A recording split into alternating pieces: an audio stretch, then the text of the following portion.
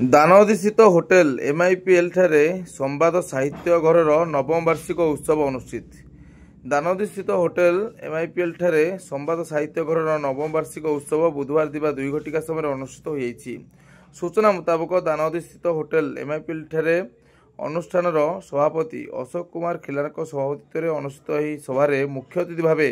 संवादर प्रतिष्ठाता तथा साहित्य घरर मुख्य उपदेष्टा सौम्यरंजन पट्टनायक जोगदेई साहित्य घरर समस्त कर्मकर्ता को शुभेच्छा और अभिनंदन जणाइबा सह ए वर्ष नुआ जीवन एवं परिवार और परिवेश संरक्षण भली नूतन कार्यक्रम करिया नहीं समस्त कार्यकर्ता को संकल्प नेबा पई परामर्श देथिले। भद्राणि पश्यन्तु मा कश्चित् दुःखभाग् भवेत् मा भाग् भवेत्। ओम अयमारम्भ शुभम भवतु शुभानि भवन्तु। शांति शांति शांति। धन्यवाद रवि सर।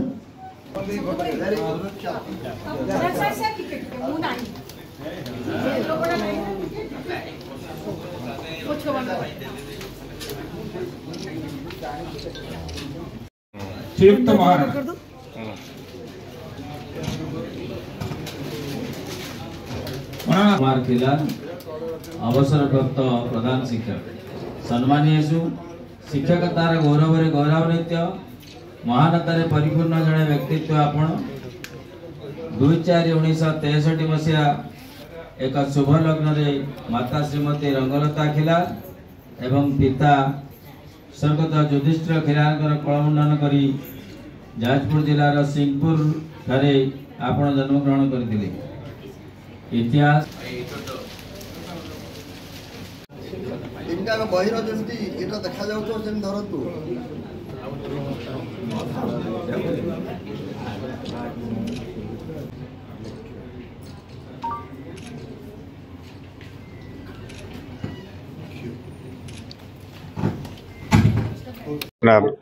मो नाम हूँ अशोक कुमार खिलार। मु दानगदी संवाद साहित्य घर सभापति।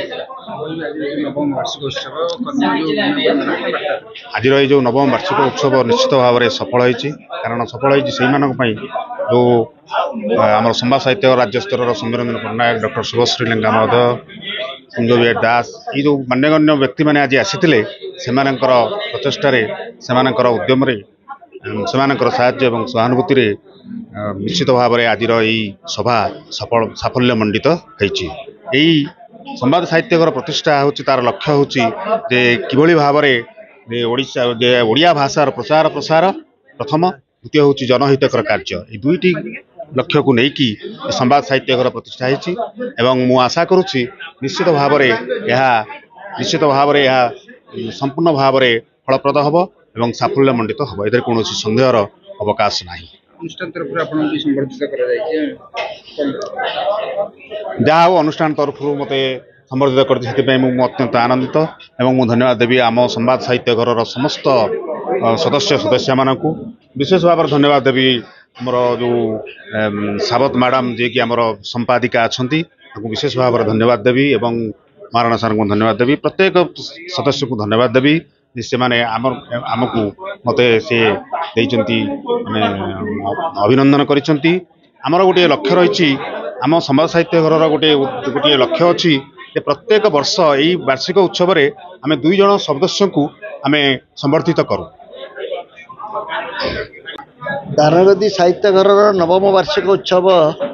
जोगदे अत्यंत आनंदित एवं गर्वित।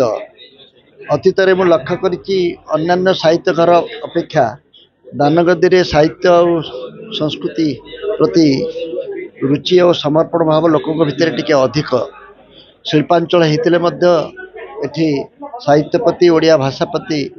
जो प्रकार आग्रह अच्छी बंधु मान भितर अतीत में मुझे देखी आज पुणी थे एक वार्षिक उत्सव में जोगदे अनुभव करुच्ची काणीचाए भी कम है ना पूर्व भली अतुट रही से समस्त को अनेक अनेक धन्यवाद अभिनंदन। ए अंचल सबुठ बड़ समस्या है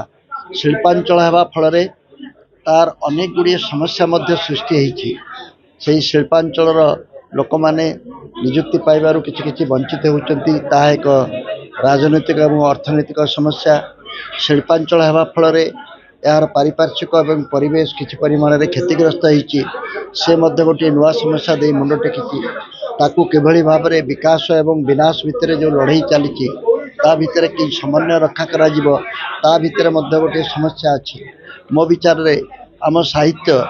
ए समस्या गुड़ी को मुकाबिला करने एक समस्यार समाधान बाट बाहर करने समस्या को समाधान करने जो सामाजिक सहमति दरकार जो सामाजिक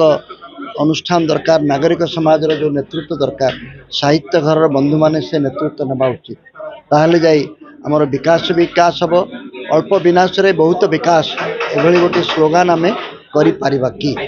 तेतिपाई साहित्य कौन दायित्व नब साहित्य कौन साहाय्य करिवो सेतिपाई आमे समस्त चिंता करिबा दरकार।